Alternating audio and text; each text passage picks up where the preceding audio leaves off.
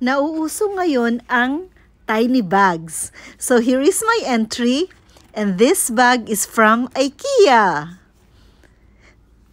Okay, join me. This is the smallest bag I have. Kaya I'm excited to show you ano ang kasya sa bag na to. This is from IKEA and it's a collector's item. Yan siya. Let's open it. I like it because it has a zipper. First thing is perfume. Siyempre, kailangan tayong maging mabango. Next is my lipstick. This lipstick is also used as blush on. Kaya 2-in-1 na yung lipstick na yan. Okay, let's close it. Next item is hand cream. Yan, thank you Nivea.